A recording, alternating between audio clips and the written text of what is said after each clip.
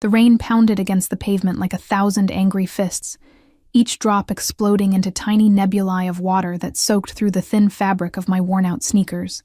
I pulled my jacket tighter around my shoulders, though it did little to keep the October chill from seeping into my bones. The bus stop offered minimal shelter, its plastic awning punctured with holes that leaked steadily onto my already damp hair.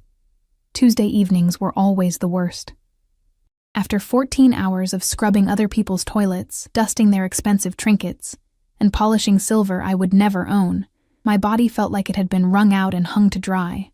The Morrison family had been particularly demanding today. A dinner party for 12 meant extra everything. Extra floors to mop, extra bathrooms to clean, extra judgment from women whose diamond earrings probably cost more than I made in 3 months. I checked my watch. 9:47 p.m. The last bus would arrive in 13 minutes, assuming it wasn't running late again. Lightning cracked across the sky, illuminating the empty street in a brief flash of electric blue. In that moment of clarity, I noticed something I hadn't seen before.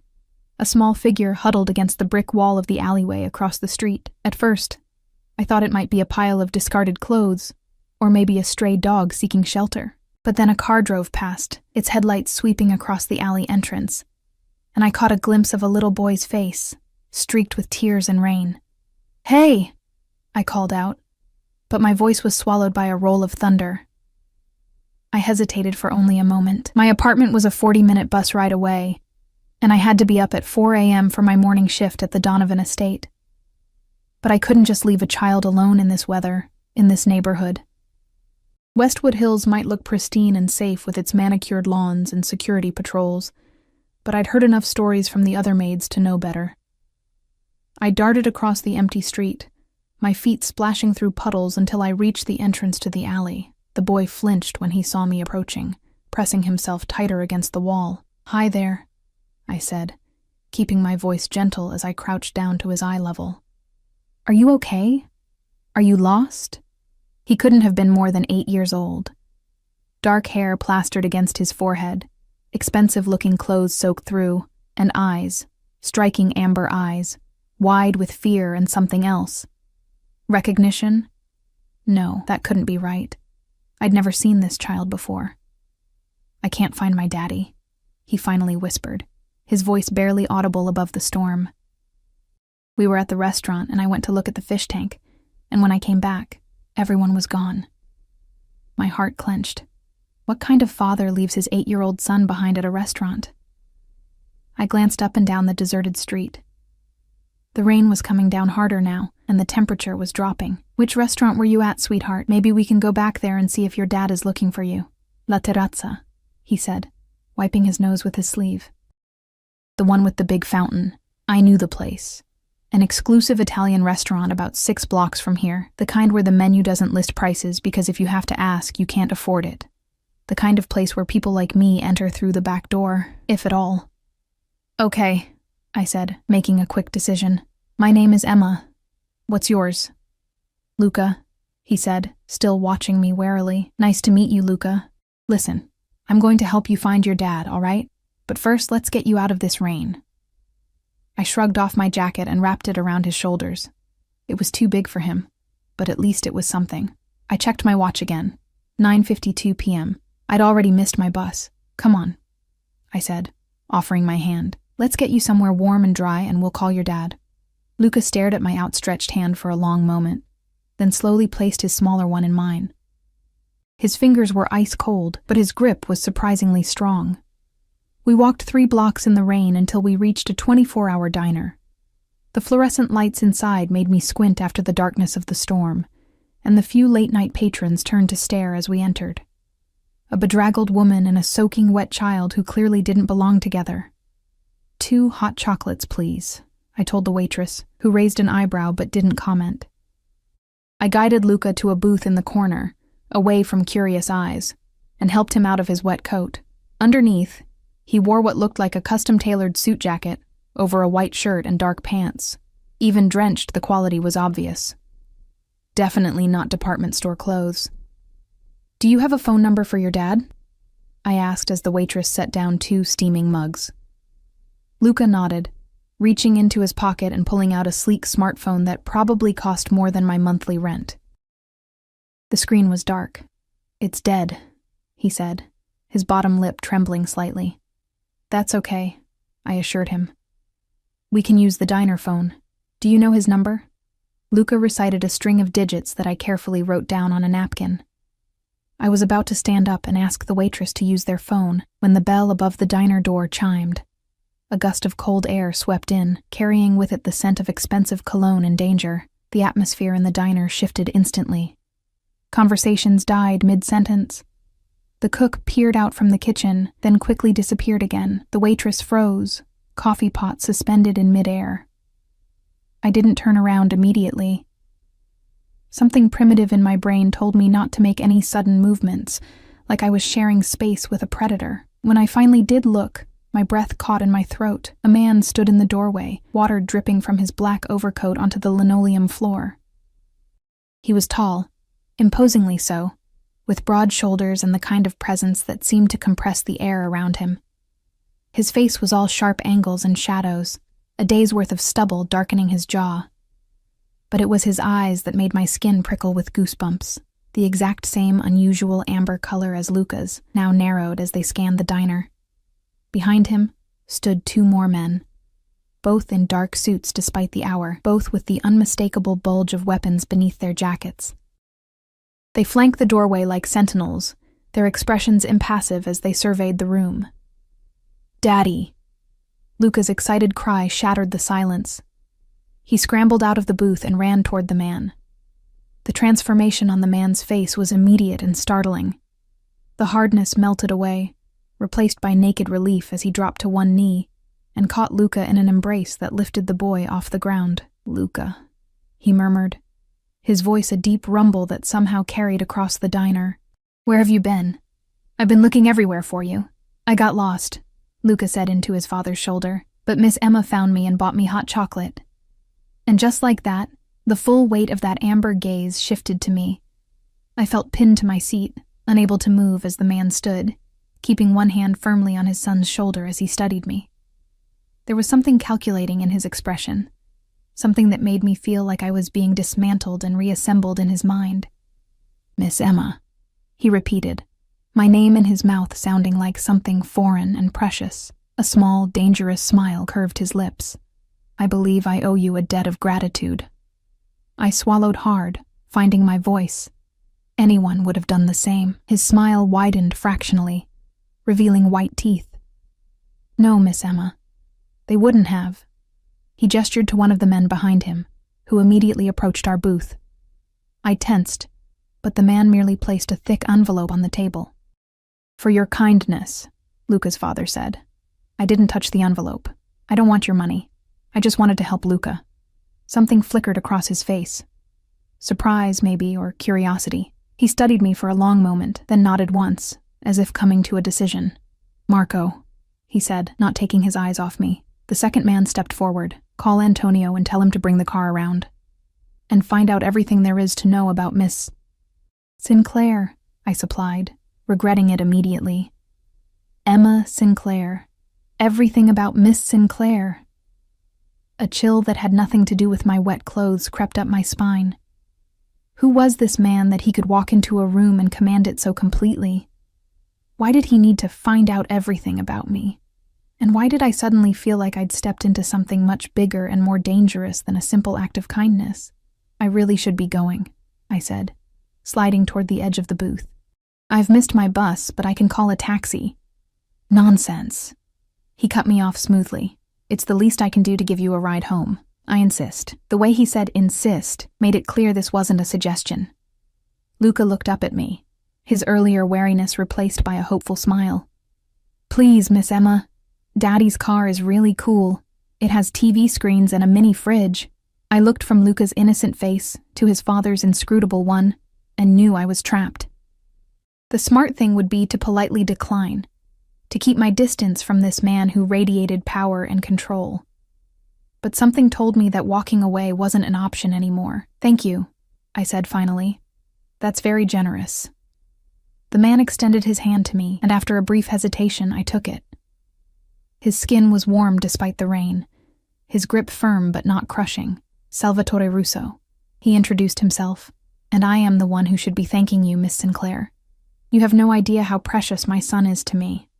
The way he said precious sent another shiver through me. There was possession in his voice, an undertone of steel that suggested he would do anything, to protect what was his.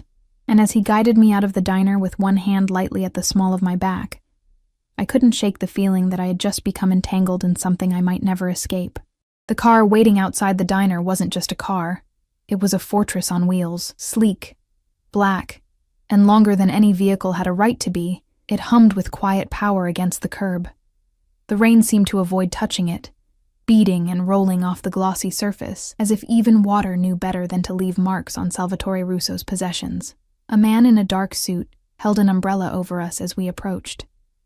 He didn't meet my eyes, but I felt his assessment as I passed, like being scanned by a human security system. The driver opened the rear door, revealing an interior that looked more like a luxury living room than transportation. Creamy leather seats, dark wood paneling, and, as Luca had promised, multiple screens, and what appeared to be a fully stocked minibar. "After you, Miss Sinclair," Salvatore said, his hand still hovering at the small of my back. Not quite touching me, but close enough that I could feel the heat radiating from his palm. I climbed in, awkwardly aware of my damp clothes and the way they would stain the pristine leather. Luca scrambled in after me, seemingly unconcerned about his own wet attire as he bounced onto the seat across from mine. Salvatore followed last, his large frame making the spacious interior suddenly feel claustrophobic. "Where do you live, Miss Sinclair?" he asked as the car pulled smoothly away from the curb. I hesitated. Giving my address to a stranger, especially one like Salvatore Russo, went against every instinct of self-preservation I had. But refusing would be pointless. He'd already instructed his man to find out everything about me. "Oakwood Heights," I said finally, "on Maple Street." Something flickered across his face. Recognition, maybe surprise. Oakwood Heights was about as far from Westwood Hills as you could get while still being in the same city. It was the kind of neighborhood where rent was cheap because half the streetlights didn't work, and the police response time averaged 40 minutes. "Marco," Salvatore said to the driver, not needing to specify further. The privacy partition slid up silently, leaving the three of us enclosed in a bubble of luxury and awkward silence. I stared out the window, watching raindrops race each other down the tinted glass, acutely aware of Salvatore watching me. "So, Miss Emma," he finally said, his voice softer than before, "what were you doing in Westwood Hills so late at night?" "I work there," I replied, meeting his gaze despite the way it made my pulse quicken. "I clean houses." "You're a maid." It wasn't a question, but there was no judgment in his tone either. Just a statement of fact, as if he were cataloging information. "Yes." I lifted my chin slightly, for several families in the area. "And today?" "The Morrisons. They had a dinner party." His expression hardened almost imperceptibly. "Charles Morrison, the district attorney?" I nodded, wondering why that particular detail seemed to displease him. "Do you work for him often?" "Tuesdays and Fridays. I have different houses each day of the week." "And they make you take the bus home at this hour?" There was something dangerous in his voice now, a quiet anger that seemed disproportionate to the situation. I shifted uncomfortably. "That's normal. Most of us do." "Most of us?" He raised an eyebrow. "Housekeepers, service workers." I shrugged, trying to keep the defensiveness out of my tone. "We can't all afford chauffeurs, Mr. Russo." To my surprise, he laughed, a rich, deep sound that transformed his face completely. The severe lines softened, and for a moment, I could see the father in him, rather than whatever else he was.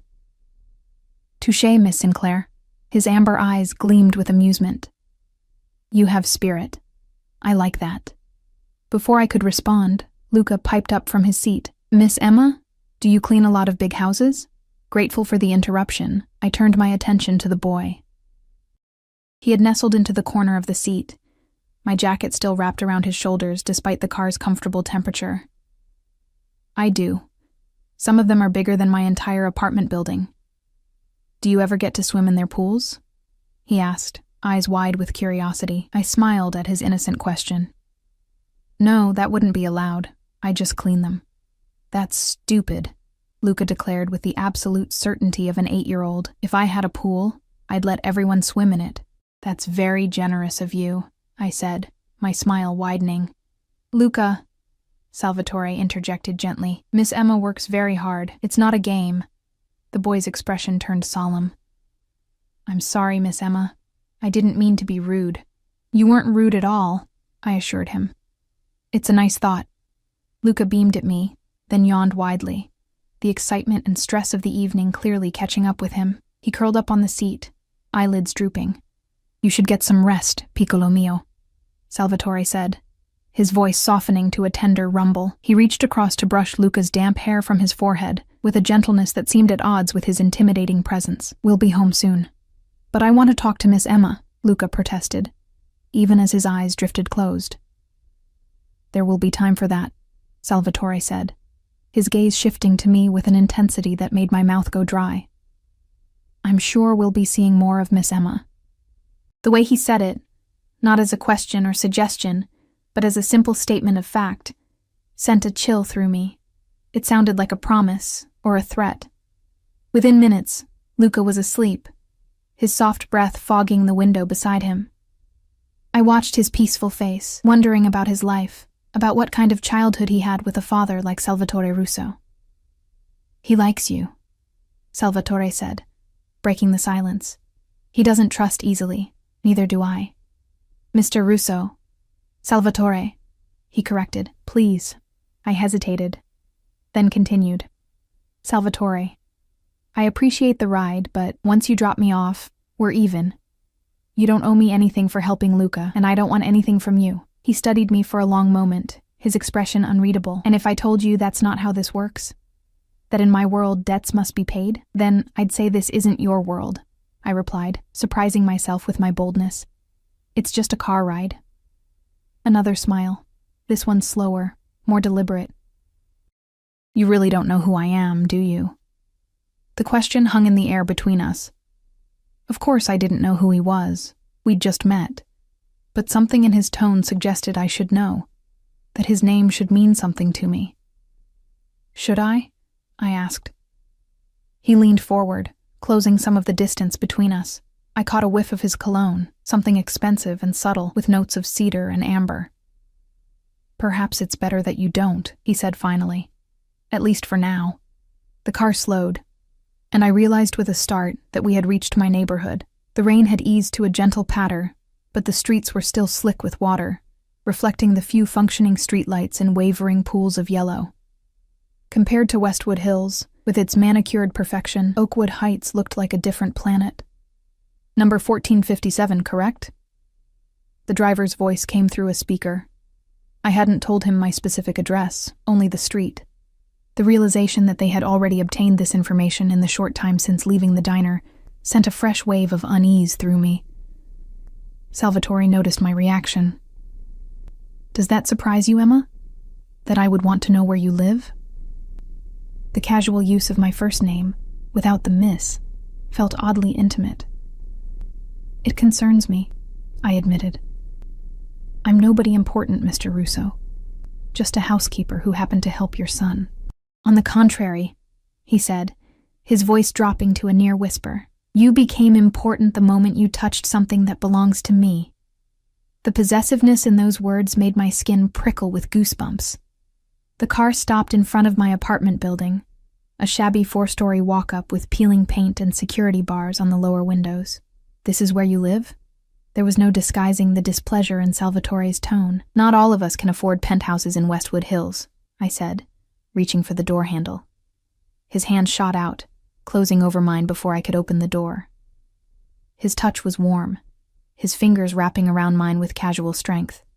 Allow me, he said, pressing a button on the console beside him. The driver appeared at my door almost instantly, opening it and extending an umbrella. Salvatore slid across the seat, following me out of the car. I glanced nervously at Luca, still sleeping inside. He'll be fine, Salvatore assured me, correctly interpreting my concern. Marco will watch him. I want to see you safely inside. That's really not necessary. I insist. That word again, laden with authority. He placed his hand on my lower back, guiding me toward the building entrance. I was acutely aware of how we must look to my neighbors, me in my worn uniform, him in what was clearly a bespoke suit worth more than I made in months. Both of us sheltered under an umbrella held by a man who looked more bodyguard than chauffeur.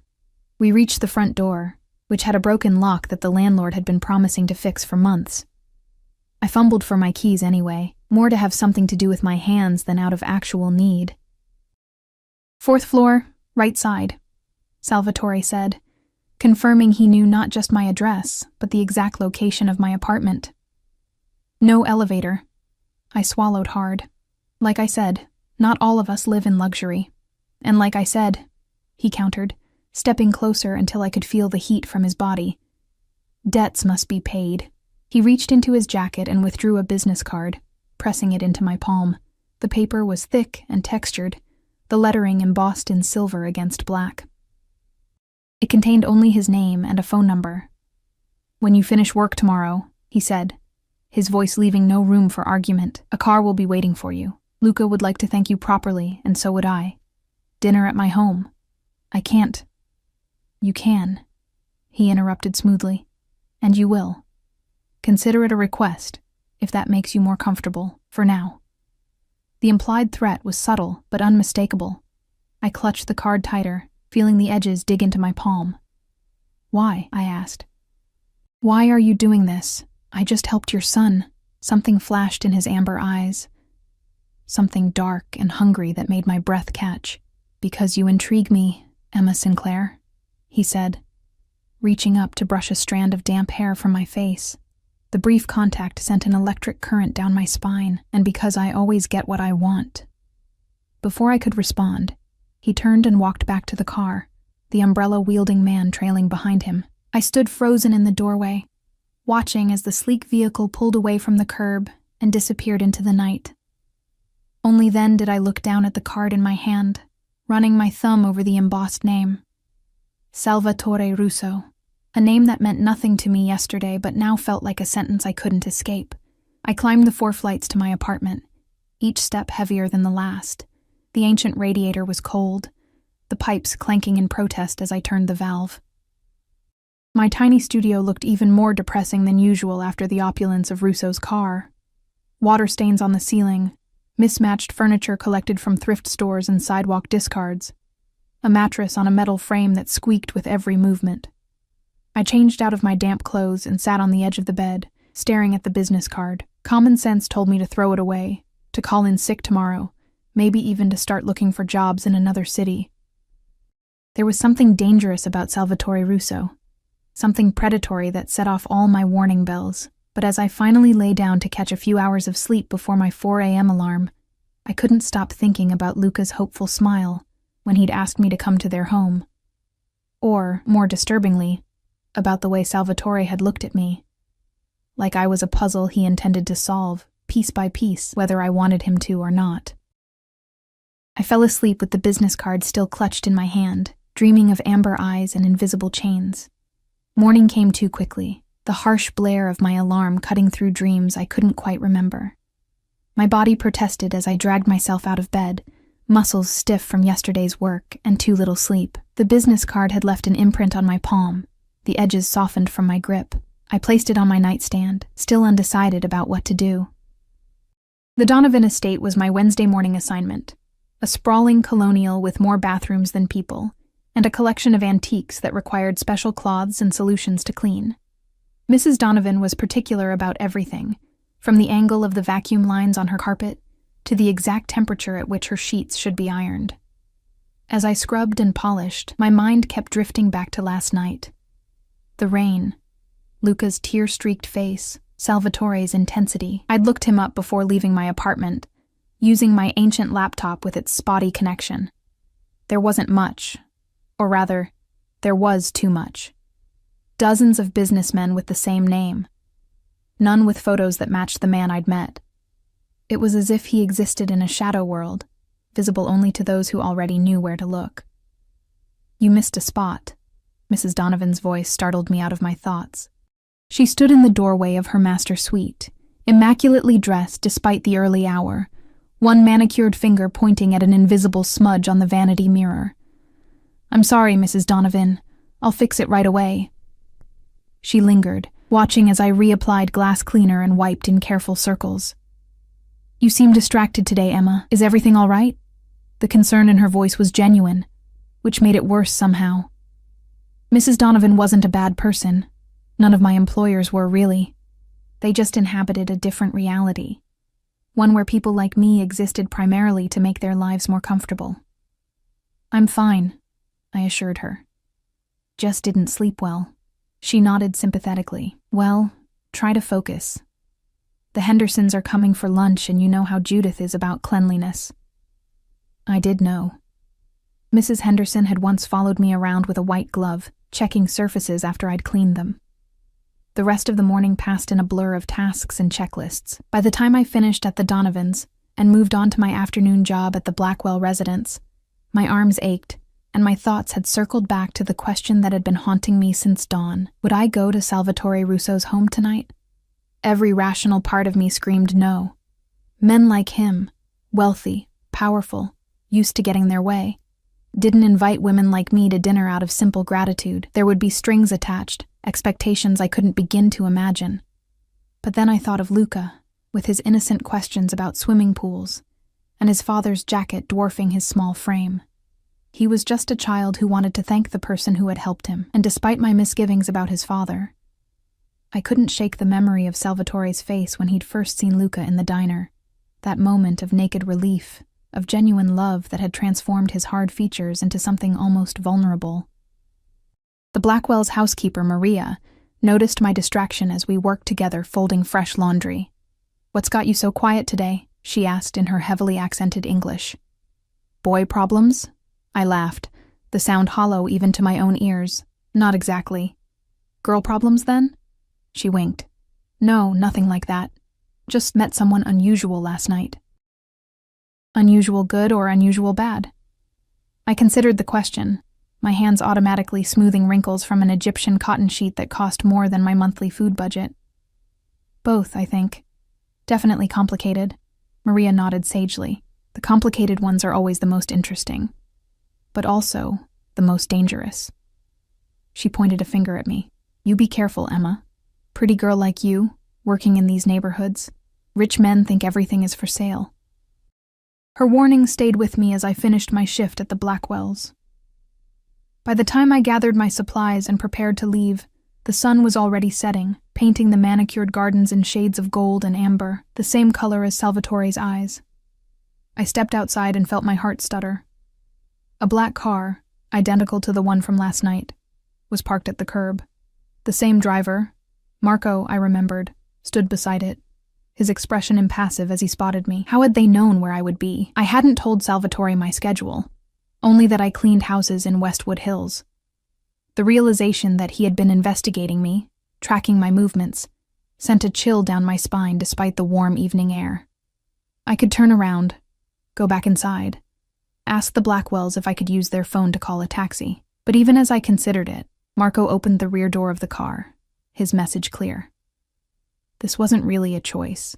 With a deep breath, I approached the vehicle, half expecting to find Salvatore inside.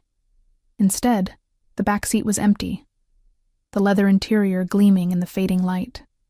"Mr. Russo is expecting you," Marco said, his voice neutral as I hesitated at the door. "He asked that I ensure your comfort during the drive." "Where exactly are we going?" I asked, still not entering the car. "Mr. Russo's residence on North Lake Shore." And North Lake Shore was the most exclusive address in the city, a stretch of private properties along the waterfront, where homes started at 8 figures and went up from there. Of course, that's where he lived. "I'm not dressed for dinner," I said, glancing down at my uniform, a plain gray dress with practical black shoes. "I should go home and change first." Marco's expression didn't change, but something like amusement flickered in his eyes. Mr. Russo anticipated that concern. "There are suitable clothes waiting for you at the house." Of course there were. I swallowed my pride and slid into the car, trying to ignore the implications of a man I'd just met selecting clothing for me to wear. The drive took nearly 40 minutes, winding through increasingly affluent neighborhoods, until we turned onto a private road protected by a guarded gate that opened automatically as we approached. The ground stretched for what seemed like acres. Perfectly maintained gardens, illuminated fountains, and eventually, the house itself. Except house was an inadequate word for the structure that loomed against the darkening sky. It was an estate, a compound, a monument to wealth and power that made even the Westwood Hills mansions look modest by comparison. Marco pulled up to the front entrance, where stone steps led to massive double doors flanked by marble columns. Before he could exit the car to open my door, one of the front doors swung open, and Luca came bounding down the steps. "Miss Emma, you came!" His excitement was palpable as Marco opened my door and the boy nearly launched himself at me. "I told Daddy you would come, but he said you might be too busy, but I knew you would." I couldn't help but smile at his enthusiasm. He was wearing what appeared to be pajamas, expensive-looking blue silk with embroidered edges, and his hair was damp, as if he'd just had a bath. "Of course I came," I said, allowing him to grab my hand and tug me toward the house. "I wanted to make sure you were okay after last night." "I'm excellent," he declared, in that oddly adult way some children have. Daddy wasn't even mad at me for getting lost. Well, maybe a little mad, but not a lot. He was too happy that you found me. As we reached the top of the steps, I saw Salvatore standing in the doorway, his imposing figure silhouetted against the warm light from inside. He'd exchanged his suit for more casual attire, dark trousers, and a crisp white shirt with the sleeves rolled up to reveal muscular forearms. The effect was no less intimidating. "Miss Sinclair," he greeted me, his voice wrapping around my name like silk. "I'm pleased you could join us." Before I could respond, Luca was pulling me inside, chattering excitedly. "I want to show Miss Emma everything, Daddy. Can I show her the pool, and the game room, and Jupiter?" "Who's Jupiter?" I asked, momentarily distracted from Salvatore's presence. "My dog. He's huge, like this big." Luca stretched his arms wide. "He's a cane corso. That's Italian. Like us." "Perhaps after dinner," Salvatore suggested, placing a hand on his son's shoulder. "Miss Emma might like to freshen up first." Luca's face fell slightly, but he nodded. "Okay. But you promise I can show her later?" "I promise, Piccolo." A woman appeared, slender, middle-aged, with a kind face and an air of quiet efficiency. "Luca, it's time for your medicine." The boy made a face. "But Nonna Sofia, Miss Emma just got here, and she'll still be here after you take your medicine." "The woman," Sofia said firmly. Luca sighed dramatically, but released my hand. "Fine. But don't start dinner without me." Sofia gave me a warm smile as she led Luca away, leaving me alone with Salvatore in the vast marble entryway. Crystal chandeliers cast a soft glow over artwork that belonged in museums, furnishings that looked antique and priceless, and floors that I would have been terrified to clean. "Medicine?" I asked, concern overriding my nervousness. "Is Luca sick?" Something like pain flickered across Salvatore's face. "Asthma. Usually controlled, but the rain last night. It can trigger attacks." Guilt washed over me. I should have gotten him inside sooner. I didn't realize— "Stop," Salvatore said, his tone gentle but firm. "You found my son lost and alone in a storm. You kept him safe when I could not. There is no scenario where I am anything but grateful to you, Emma." The use of my first name again, intimate, assuming a familiarity we didn't have. Yet somehow, I didn't mind it as much as I should have. "Let me show you where you can change," he continued, gesturing toward a sweeping staircase. "Sofia has prepared a room for you." I followed him up the stairs, trying not to gape at my surroundings.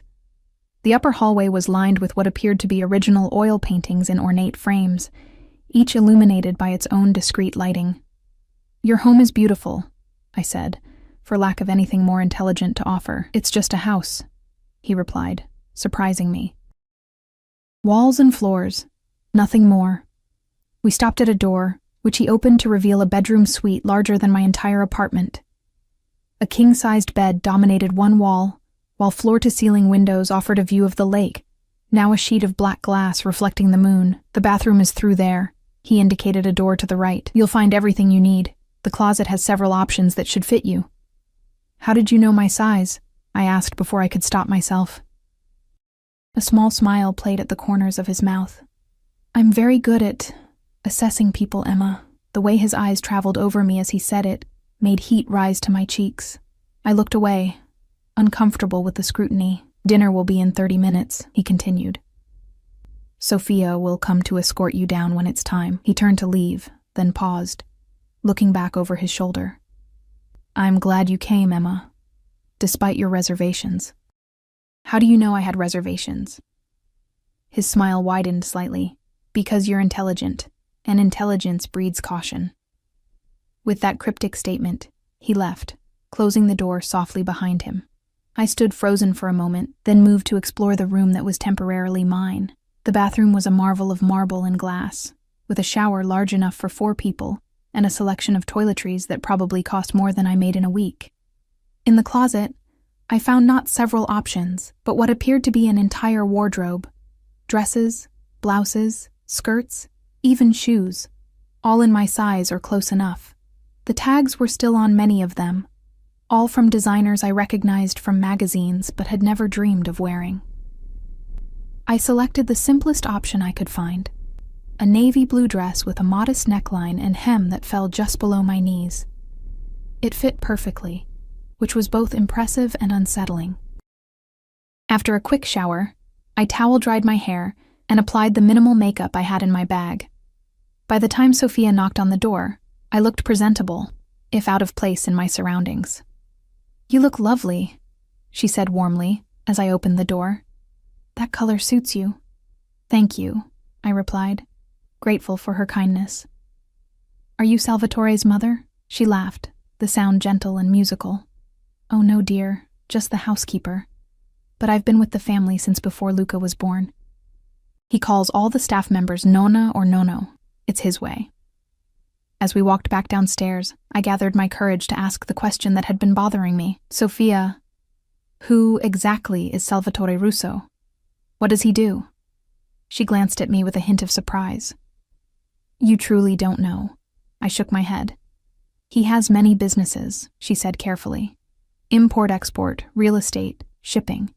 He's a very successful man. Her answer was both informative and evasive, deepening rather than dispelling my suspicions. But before I could press further, we had reached the dining room, where Salvatore and Luca were waiting.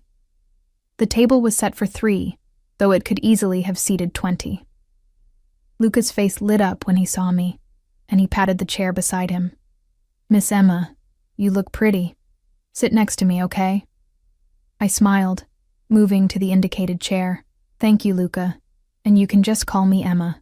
Salvatore watched our interaction with an expression I couldn't quite decipher, something between satisfaction and hunger that made my skin prickle with awareness. Wine? He offered, already pouring a deep red liquid into a crystal glass beside my plate. Just a little, I said, knowing I needed my wits about me. The dinner that followed was surreal. Course after course of exquisite food served by silent staff, who appeared and disappeared with practiced efficiency. Luca dominated the conversation with stories about school, his dog, and 1,000 questions about my life that I answered as vaguely as possible under Salvatore's watchful gaze. Do you have any kids? Luca asked between bites of what appeared to be homemade pasta. No, I don't. Are you married? Luca, Salvatore interjected mildly. It's impolite to interrogate our guest. It's okay, I assured him. No, Luca, I'm not married. Do you have a boyfriend? I felt the weight of Salvatore's attention sharpen. No, I admitted. I don't have time for relationships. I work a lot. That's sad, Luca declared with a child's brutal honesty. Everyone should have someone, right, Daddy?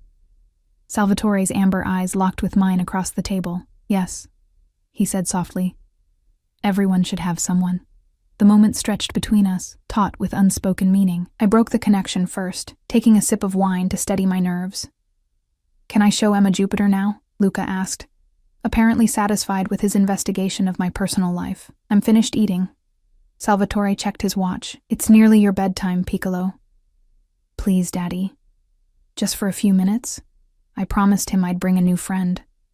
Salvatore's resistance crumbled under his son's pleading gaze. Very well. 10 minutes with Jupiter, then bed. No negotiations. Luca beamed, nearly bouncing out of his chair. Thank you, Daddy. Come on, Emma. He grabbed my hand, tugging me from my seat with surprising strength for such a small body. I glanced at Salvatore, who nodded his permission with a small smile that softened his stern features. We'll have coffee on the terrace when you return, he said, his tone making it clear this wasn't a suggestion. Luca led me through the house, past rooms filled with antiques and artwork, down a hallway lined with what appeared to be family photographs. I caught glimpses of Luca as a younger child, always with Salvatore, never with a woman who might be his mother.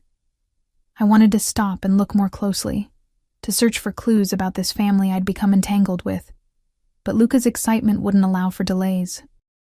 We reached a set of glass doors that opened onto a sprawling garden, illuminated by discreet landscape lighting. The night air was cool and fragrant with late-blooming flowers. In the distance, I could hear the gentle lapping of lake water against a private shoreline. Jupiter stays in his special house at night, Luca explained, leading me toward a structure that looked more luxurious than many human dwellings. He's really big, but don't be scared. He's super nice unless Daddy tells him not to be.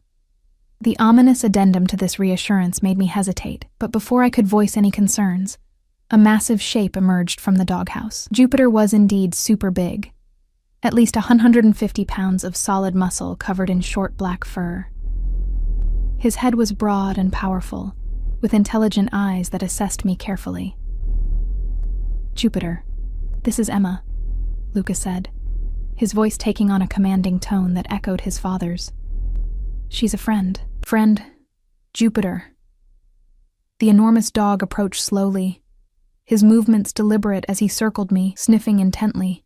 I stood perfectly still, remembering childhood lessons about not showing fear to animals.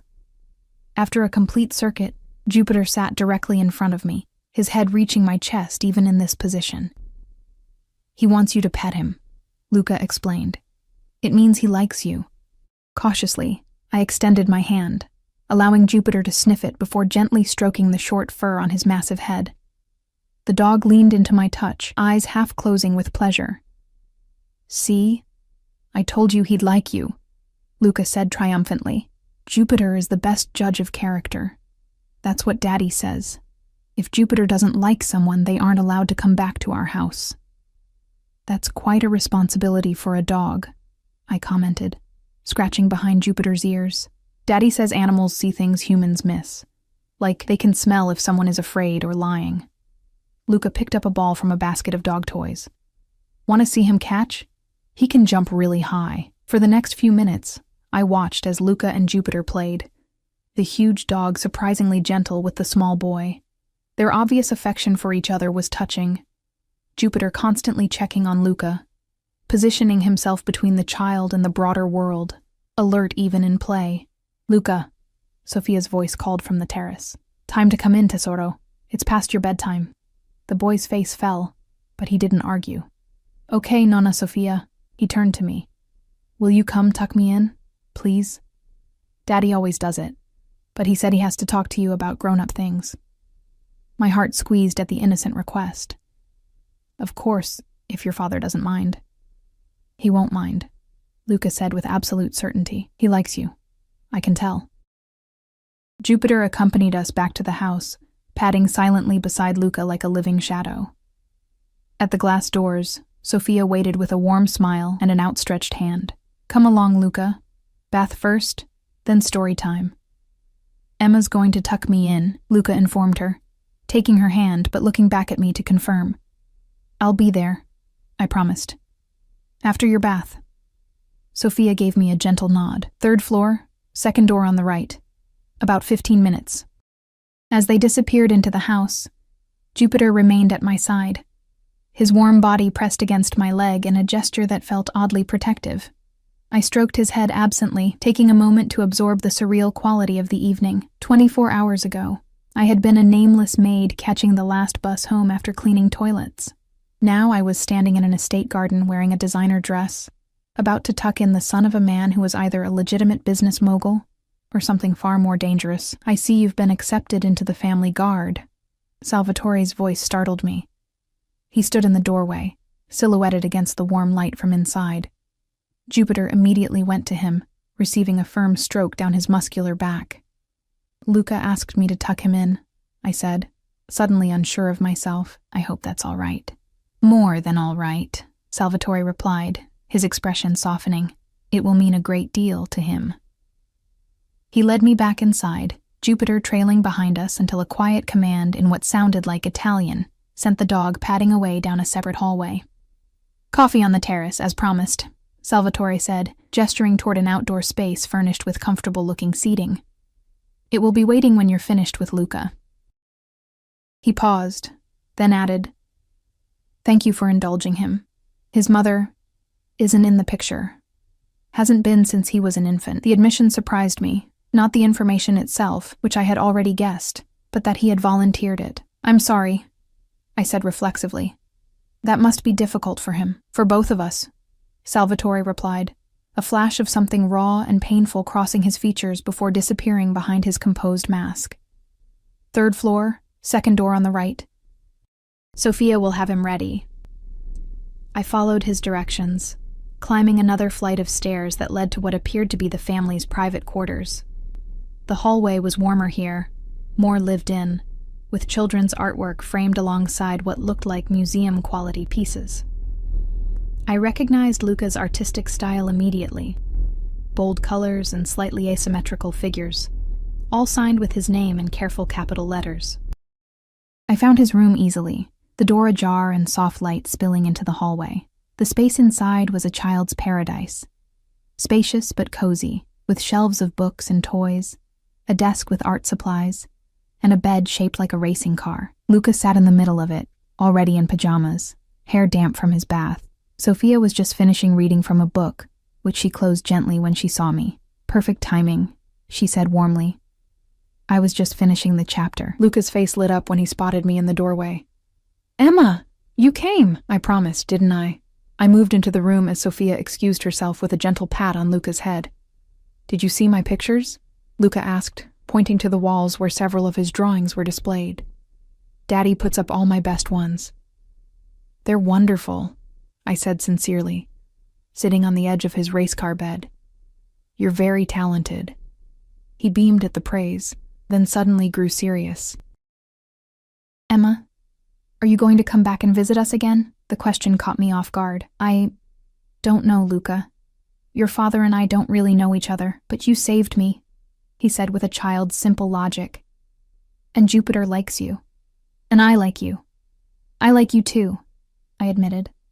"Very much." "Then you have to come back. Daddy always says family is forever, and people who help family become family." I didn't know how to respond to that. The idea that Salvatore Russo considered me family after one chance encounter was both touching and deeply unsettling. "We'll see," I said finally, pulling his covers up. "It's complicated, Luca. Grown-ups always say that when they don't want to answer," he grumbled, but settled back against his pillows. I smiled, unable to deny his accusation. "Get some sleep now. It was an honor meeting you, Luca Russo." "Emma?" he called as I reached the door.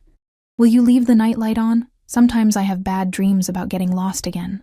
My heart ached at the vulnerability in his voice. "Of course." I adjusted the small lamp on his bedside table, casting a gentle glow across the room. "Sweet dreams, Luca. Night, Emma." "Tell Daddy I said goodnight too." I closed his door softly and stood in the hallway for a moment, composing myself. There was something about Luca, his openness, his innocent acceptance, that made it hard to maintain my wariness about this situation. But children didn't see the complexities, the potential dangers that adults recognized. And there was danger here. I felt it as surely as I felt a plush carpet beneath my feet. I made my way back downstairs and out to the terrace, where Salvatore waited. The space was illuminated by subtle lighting and warmed by discreet heaters that pushed back the evening chill. Lake Michigan stretched before us, a vast darkness broken only by distant lights of boats and the reflection of the moon. "Is he asleep?" Salvatore asked as I approached. "Nearly. He asked me to tell you goodnight." Salvatore nodded, gesturing to the chair across from him. A delicate cup of coffee waited for me, alongside what appeared to be an expensive cognac. "He likes you," Salvatore said as I sat. "That's unusual. Luca is cautious with strangers. He's a wonderful child, I replied honestly. You've done a good job with him. Something shifted in Salvatore's expression. A softening around the eyes, a barely perceptible relaxation of his shoulders. That is perhaps the highest compliment anyone could pay me. I sipped my coffee, using the moment to gather my thoughts. Salvatore, I appreciate the dinner and your hospitality. But I'm still not clear on why I'm here. You've thanked me for helping Luca. You've fed me, clothed me. The debt, as you called it, is more than paid. He studied me over the rim of his cognac glass, amber liquid matching amber eyes. You believe this is still about obligation? Isn't it? Perhaps initially, he conceded. But now I find myself curious. About what? About you, Emma Sinclair. The woman who would help a lost child in the rain without thought of reward or recognition. The woman who would refuse money from a grateful father. The woman who works cleaning the homes of people who don't deserve to breathe the same air as her, yet maintains her dignity and pride. His assessment left me momentarily speechless. When I found my voice, it came out smaller than I intended. You've had me investigated, thoroughly, he admitted without a hint of apology. I know about your childhood in the foster system, your scholarship to community college that you couldn't complete because you needed to work full-time, the 3 jobs you currently hold to make ends meet, the money you send each month to your former foster brother's family. Each revelation felt like a physical blow. The idea that this man, this virtual stranger, knew so much about me, had peeled back the layers of my life without permission, made me feel violated and exposed. That's an invasion of privacy, I said, setting down my coffee cup with slightly trembling hands. Privacy is an illusion, Emma. One that the wealthy and powerful dispelled long ago. And which are you? I asked boldly.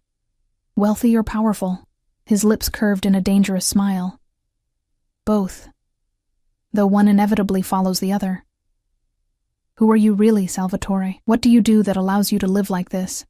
To have people investigated overnight, to command such deference from everyone around you? He considered me for a long moment, as if weighing how much to reveal. I told you, I have many businesses. That's not an answer. It's the only one you need right now. His tone had hardened, a warning edge creeping in. I should go, I said, rising from my chair. Thank you for dinner, but sit down, Emma. The command was quiet but unmistakable. Please, he added, almost as an afterthought. Against my better judgment, I sank back into my seat. I have work tomorrow, early. You don't, he corrected me. I've arranged for replacements at all your jobs for the next week, with full pay to you, of course. Anger flared hot and bright within me. You had no right to do that. Those are my jobs, my responsibility. Jobs that exploit you, that pay you a fraction of what you're worth, that would replace you in a heartbeat if you became inconvenient. He leaned forward, his intensity magnetic. Tell me I'm wrong. I couldn't, and that only fueled my frustration. That's not the point. You can't just rearrange my life without my consent. I can, he said simply, but I would prefer your consent. For what? I want you to spend time with Luca, he said, surprising me with the direction of the conversation. He needs a female influence in his life. Someone kind but strong, someone who sees him as a child, not as my son. You want me to be his babysitter? I asked incredulously. I want you to be whatever you choose to be, Salvatore replied. But I'm offering you an opportunity, Emma, to leave behind the life that has trapped you, to step into something more. In exchange for what? I couldn't keep the suspicion from my voice. Men like Salvatore Russo didn't offer something for nothing. He set down his glass, his expression turning serious. In my world, Emma, loyalty is everything. When someone shows loyalty to my family, as you did with Luca, I return that loyalty tenfold. I wasn't being loyal, I argued. I was just being decent. Any person would have done the same. No, he said with absolute certainty. They wouldn't have. And that's precisely why I want you in our lives. The implication hung between us, not just in Luca's life, but in their lives. In his life. You don't know me, I said softly. I know enough. he countered. The rest I want to discover. The heat in his gaze made my skin flush. Unless I've misread your interest. I didn't say I was interested, I protested too quickly. His smile returned, knowing and predatory. You didn't have to. Your eyes betray you, Emma. They always have. Before I could formulate a response, a man appeared at the terrace entrance. Not Marco, but another suited figure with the same watchful demeanor. Excuse the interruption, boss, he said, his tone deferential. There's a situation that requires your attention. Salvatore's expression hardened instantly, the brief warmth I'd glimpsed vanishing behind a mask of cold authority. Now? I'm afraid so, sir. Vincenzo called. It's about the shipment. Something dangerous flashed in Salvatore's eyes. He stood abruptly, buttoning his jacket with a fluid motion. Take Miss Sinclair home when she's ready. Ensure she arrives safely. Yes, sir. He turned to me, and for a brief moment the mask slipped. I apologize for cutting our evening short. We have unfinished business, you and I. Salvatore, I began, not even sure what I wanted to say. He reached down, taking my hand in his. His touch was warm, his fingers strong as they closed around mine. Consider my offer, Emma. A week. Give us 1 week of your time. If after that you wish to return to your old life, I won't stop you. The promise sounded sincere, but something in his expression told me he was already certain of the outcome. As if I were a foregone conclusion, a puzzle already solved. And if I say no? I asked, needing to know there was still a choice. He raised my hand to his lips, pressing a kiss against my knuckles that sent a jolt of electricity through my body. Then I would be disappointed, but I would respect your decision. I am many things, Emma, but I am not a man who forces his will on those who truly refuse him. The careful phrasing wasn't lost on me. And how do you know if someone truly refuses? His smile turned enigmatic. I just know. He released my hand reluctantly. Think about it. Marco will bring you home. With that, he turned and followed the suited man into the house, leaving me alone on the terrace with a cooling cup of coffee and a decision that felt much weightier than a simple yes or no. I barely slept that night, lying awake in my tiny apartment as rain tapped against the window. A softer, gentler version of the downpour that had first brought Luca into my life. Salvatore's offer circled in my mind like a predator, alternately tempting and terrifying. 1 week. 1 week in that world of luxury and danger, of amber eyes and unspoken power. 1 week to decide if I wanted to step permanently into whatever Salvatore Russo was offering. By morning, exhaustion had made the decision for me. I would give them a week, not for Salvatore's intensity that both attracted and unsettled me, but for Luca's innocent hope, for the boy who had nightmares about being lost, who drew pictures his father proudly displayed, who needed someone to see him as just a child. Marco arrived precisely at 9, as if he'd known the exact moment I would reach my decision. He didn't seem surprised when I opened the door before he could knock, a small bag of essentials in hand. Miss Sinclair, he greeted me with a slight nod. Mr. Russo will be pleased. The drive back to the lakeside estate passed in contemplative silence. I watched the city transform around us, from my neighborhood of pawnshops and check-cashing storefronts to the gleaming high-rises downtown, then through the exclusive suburbs, and finally to the secluded world of old money and even older power, where Salvatore's home stood apart from all others. Luca was waiting on the front steps, bouncing with excitement when he spotted the car. Jupiter sat beside him, a massive guardian alert to every movement around his young charge. Sophia stood in the doorway, her expression warm but reserved, watching as Luca raced down to meet us. Emma, you came back, he exclaimed as Marco opened my door. Daddy said you might, but I wasn't sure, and I've been watching for hours and hours. It's only been 45 minutes, Tesoro, Sophia called with gentle amusement. That's still hours in kid time, Luca insisted, grabbing my hand. Come on, I want to show you everything. Daddy said you're staying for a whole week, which means we can go swimming and play in the game room and I can show you my school and… Luca, Sophia interrupted his excited rambling. Let Miss Emma catch her breath. She just arrived. Where is your father?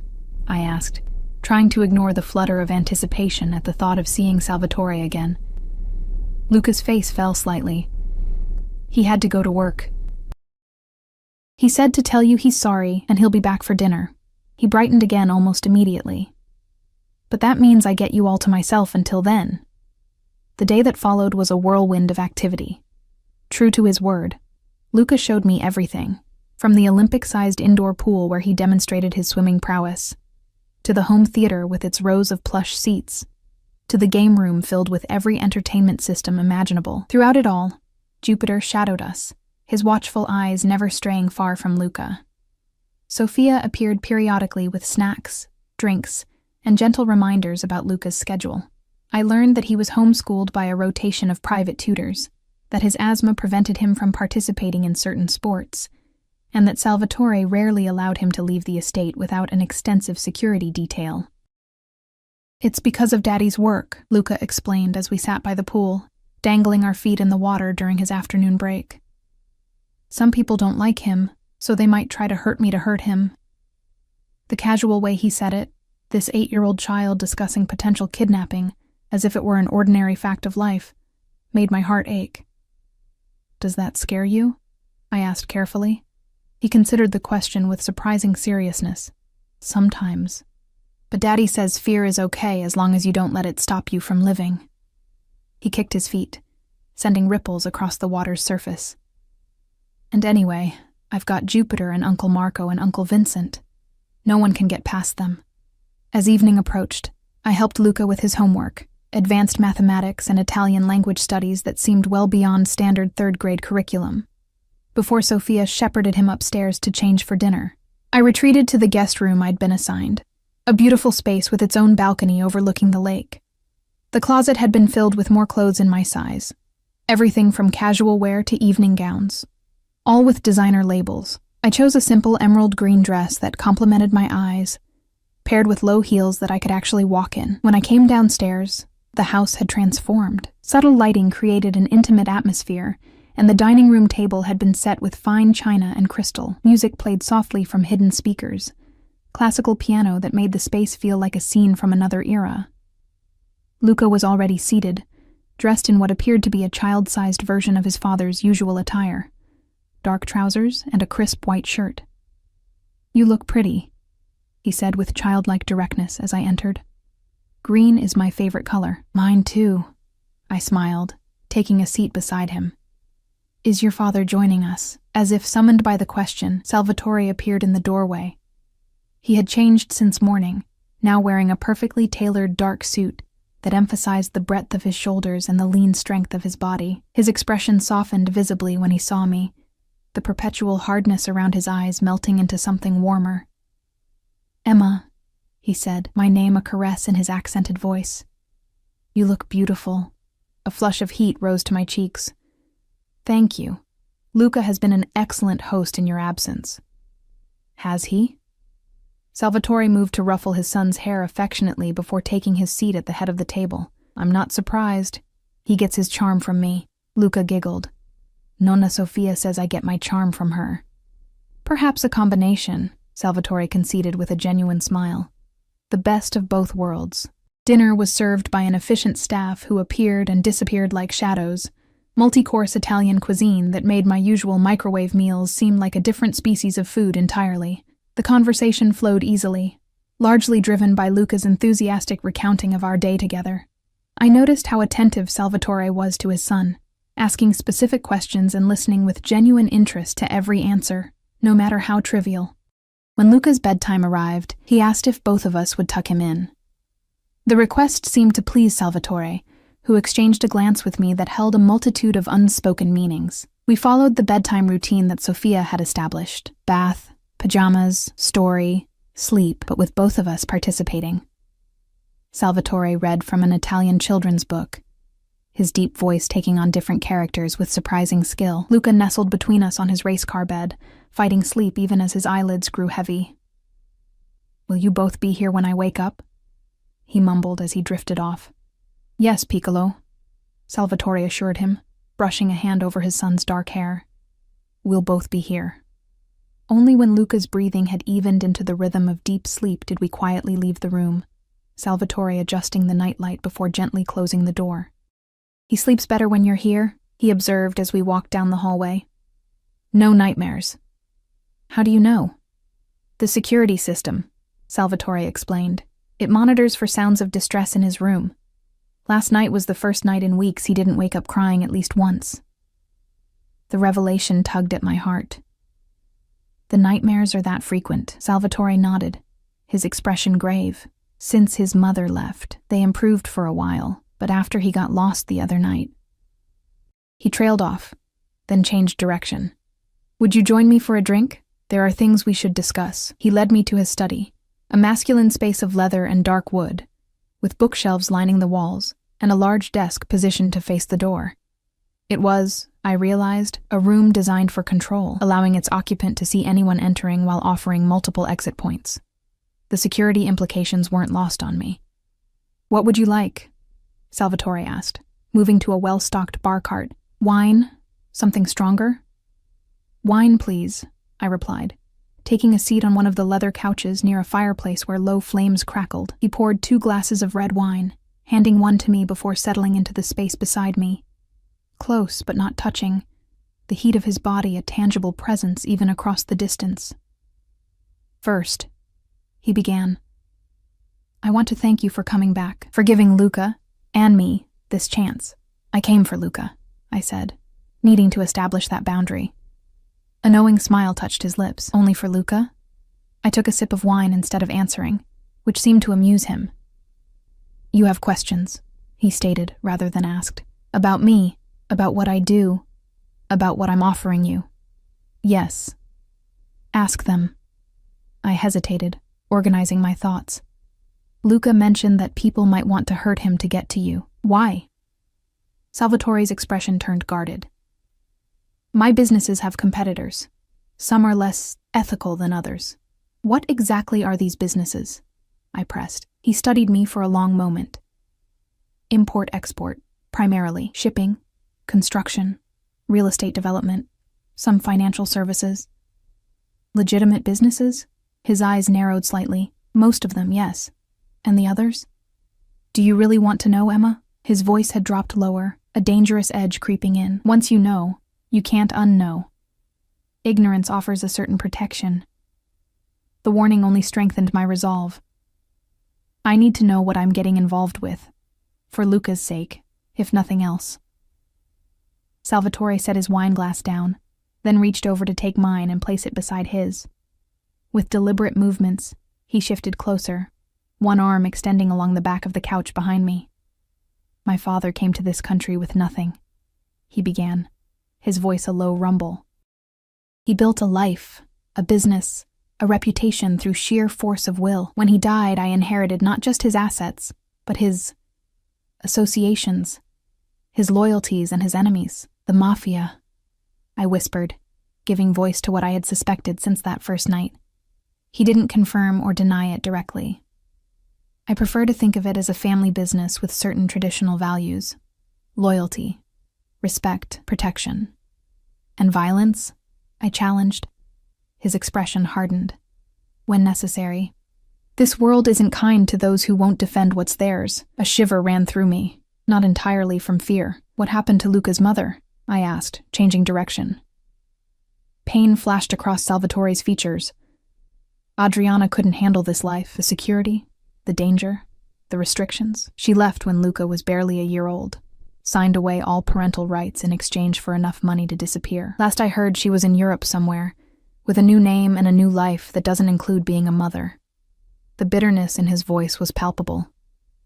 You loved her. I thought I did, he admitted. But love without loyalty is meaningless. She betrayed not just me, but our son. That is unforgivable. His hand moved from the back of the couch to my shoulder, fingers tracing a light pattern that sent tingles down my spine. You're different, though. You put Luca's needs above your own from the moment you found him, a stranger's child, in the rain, with nothing to gain. It was the right thing to do, I said, my voice sounding breathier than I intended. The right thing, he repeated, his fingers now trailing along my collarbone. So rare in this world, so unexpected. I should have moved away, should have maintained the distance between us. But my body refused to obey the cautious whispers of my mind.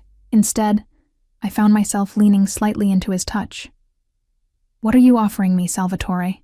I asked, needing clarity despite the growing fog of desire clouding my thoughts. "Beyond this week," his amber eyes locked with mine, burning with an intensity that stole my breath. "Everything, Emma. A place in this house, in our lives. Security, luxury, a future without the constant struggle you've known. A role in raising Luca, who already adores you, and—" His hand moved to cup my cheek, thumb brushing across my lower lip. "My complete devotion." "You barely know me," I whispered against his thumb. "I know enough," he countered, echoing his words from the night before. "The rest, we have a lifetime to discover." "And what would I be to you? A nanny? A mistress?" I forced myself to ask the difficult questions despite the heat building between us. His jaw tightened at the last word. "You would be mine, Emma, in every way that matters. Not a mistress. Never that. In time, perhaps something more permanent, if that's what you wanted. But I won't pressure you. That decision would be yours, and if I wanted to keep working, to have my own life outside these walls—" A flash of possessiveness crossed his features. "We could discuss appropriate arrangements, safe environments, proper security. I protect what's mine, Emma, but I don't imprison it." I should have been offended at being referred to as a possession, but something primitive within me responded to his claim. In a world that had always treated me as disposable, being valued, even possessed, held a dark appeal. "And what about your other business?" I asked. "The parts that aren't legitimate, would I be involved in that?" "No," he said firmly. "That part of my life would remain separate from you and Luca. All I ask is that you accept it exists, that you don't question me about it, and that you trust me to keep you both safe from its consequences." It was an impossible request to accept without questioning, to trust blindly. Yet as I looked into his eyes, I found myself wanting to believe him. "I need time," I said finally. "The rest of the week, like we agreed." Disappointment flickered across his face, but he nodded. "Of course." His hand slid from my cheek to the back of my neck, fingers threading through my hair, but perhaps we could seal our temporary arrangement with something more tangible than words. The invitation was clear, his intent unmistakable as he leaned closer. I knew I should pull away, maintain boundaries until I was certain of my decision. Instead, I found myself meeting him halfway, drawn by a force that felt both foreign and inevitable. His lips met mine with surprising gentleness, a question rather than a demand. I answered by pressing closer, my hands finding their way to his chest, feeling the solid strength beneath fine fabric. The kiss deepened, his restraint giving way to a hungry intensity that matched the fire building inside me. When we finally broke apart, both breathing heavily, his amber eyes had darkened to burnt gold. "Stay with me tonight," he murmured against my lips. The temptation was overwhelming. Every cell in my body screamed yes, while my mind flashed warning signs. "I can't," I whispered. "Not yet. Not until I'm sure about everything."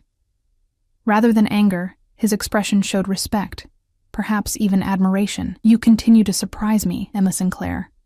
He pressed one more kiss to my lips, this one brief, but full of promise. "When you come to me, it will be because you've chosen this life completely. I can wait." The days that followed established a rhythm that felt surprisingly natural. Mornings were spent with Luca, helping with his lessons, walking the grounds with Jupiter as our constant companion, learning about his interests and fears and dreams. Afternoons often found me alone while Luca napped or worked with his tutors, giving me time to explore the estate or simply read in the peaceful gardens. Evenings belonged to all three of us. Dinner, games, Luca's bedtime routine, followed by private moments with Salvatore that grew increasingly intimate without crossing the final boundary I had established. I learned more about them both with each passing day. Luca was brilliant, but lonely, hungry for the kind of normal childhood experiences his father's position made impossible. Salvatore was complex, ruthless in business, fiercely protective of his son, surprisingly gentle with me. He never pressed for details about my decision, though I could feel the question in his gaze each night when we parted at my bedroom door. On the 6th day, everything changed.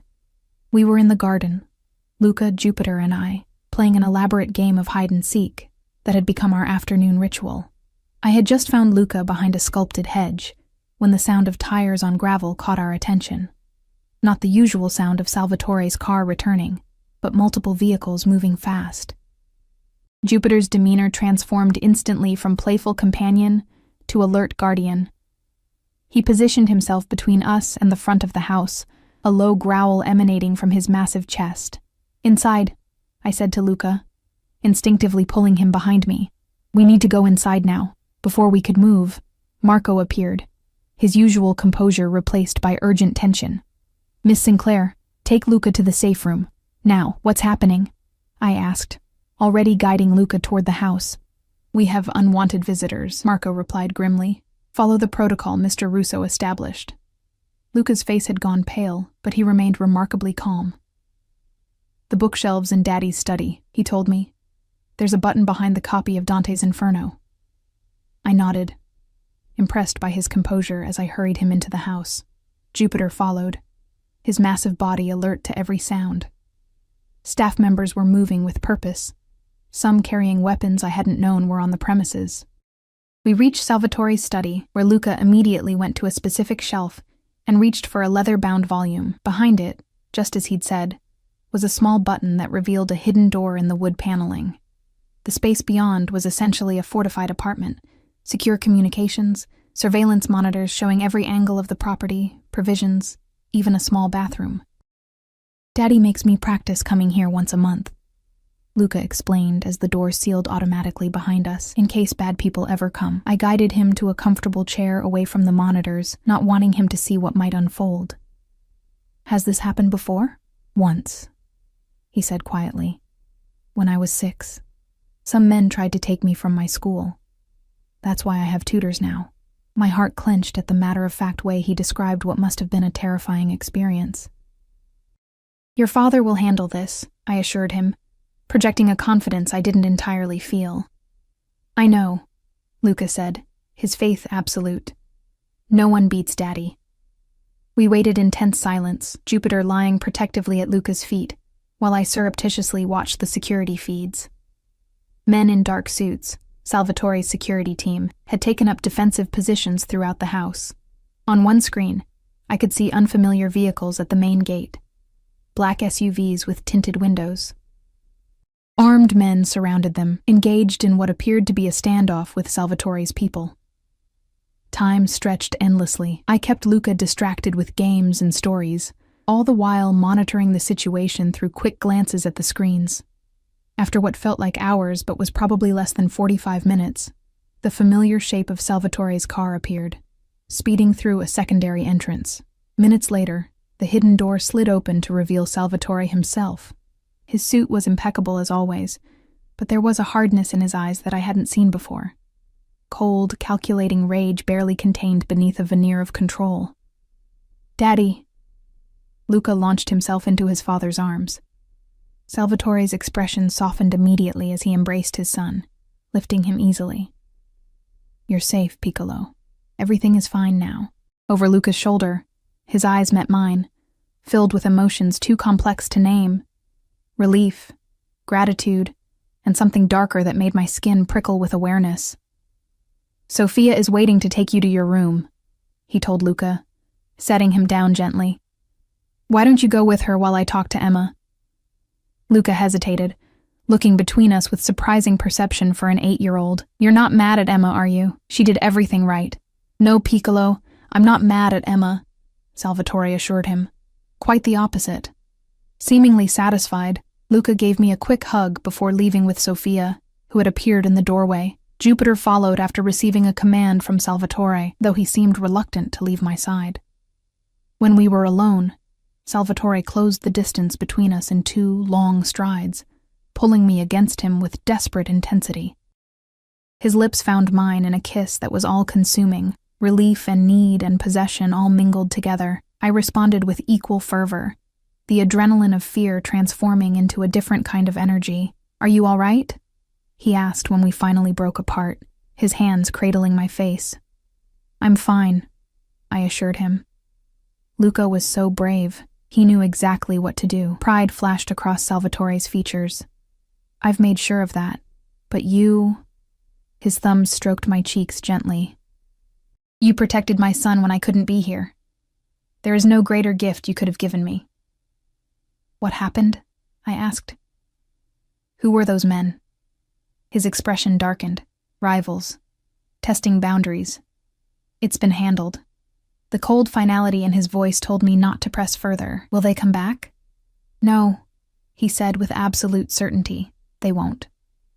I didn't want to know what that meant. Some questions were better left unasked. Some truths better left unknown. You've seen now, Salvatore continued, his voice low and intense. The reality of this life, the danger that comes with it. I would understand if this changes your mind about staying. I thought about leaving, going back to my tiny apartment, my exhausting jobs, my lonely existence. Then I thought about Luca's face when he saw me each morning, about the safety I felt in Salvatore's arms despite the danger that surrounded his world. I'm not leaving, I said, the decision crystallizing as I spoke the words. Not unless you want me to. Something like wonder crossed his features. After today, most women would run. I'm not most women. No, he agreed, his amber eyes darkening with desire. You're not. His hand slid from my face to my shoulders, down my arms to capture my hands in his. Are you certain, Emma? Once you choose this life, once you choose me, there's no going back. I won't let you go. The possessiveness in his voice should have frightened me. Instead, it made me feel valued in a way I never had before. I'm certain. That night, I went to him willingly, crossing the final boundary between us. His lovemaking was like the man himself, controlled, yet passionate, demanding, yet giving, as we lay tangled together in the aftermath, his hands tracing patterns on my bare skin.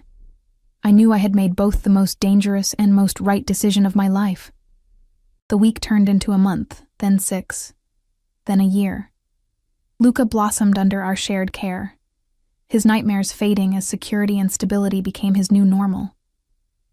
I found purpose in managing the legitimate side of Salvatore's enterprises, my business degree finally put to use in ways I could never have imagined. And Salvatore, he remained complex, dangerous to his enemies, fiercely protective of what was his. But with me, he showed a tenderness few would believe possible. On a snowy December evening, exactly 1 year after I had found a lost boy crying in the rain, Salvatore led me to the garden, where a path of candles illuminated the winter darkness. With Luca as our witness, he knelt in the snow and offered me not just a ring, but a promise of forever. You found my son, he said, amber eyes glowing in the candlelight. And in doing so, you found me, found us, completed us. As I said yes, with Luca cheering and Jupiter barking his approval, I reflected on the strange path that had led me here. One act of kindness in the rain had changed everything, had given me a family, a purpose, a love both dangerous and profound. In Salvatore's world, debts must be paid, but sometimes what begins as obligation transforms into something far more powerful, more binding than any debt could ever be. Sometimes it becomes destiny.